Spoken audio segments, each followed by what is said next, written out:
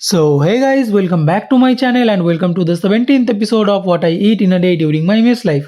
তো আজ সকালটা শুরু হয়েছিল একটা ছোট্ট এক প্যাকেট মমস ম্যাজিক বিস্কিট খেয়ে এবং তার সাথে একটুখানি মুড়ি চানাচুর খেয়ে। তারপর চলে এসেছিল দুপুরের খাবার, আর দুপুরের খাবারে আজকে ছিল ভাত, আর তার সাথে ছিল আলু দিয়ে কড়াইশুঁটি ফুলকপি দিয়ে একটা তরকারি, তারপরে ছিল ডাল যেটা রোজকার কমন, আর তারপরে ছিল মাছ ভাজা এবং শাক ভাজা।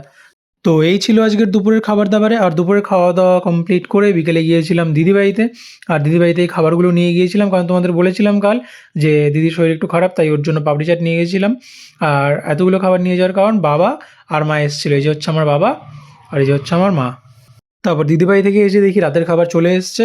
আর রাতের খাবারে আজকে ছিল রুটি, তার সাথে ছিল আলু গাজর ভাজা, আর তার সাথে ছিল 3 পিস বেগুন ভাজা, যেটা আমার খুব পছন্দের।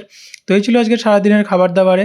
তো ভিডিওটা যদি ভালো লেগে থাকে তাহলে একটা লাইক করে দিও, আর চ্যানেলটাকে সাবস্ক্রাইব এবং ফলো করে দিও। দেখা হবে পরের ভিডিওতে, ততক্ষণের জন্য বাই বাই।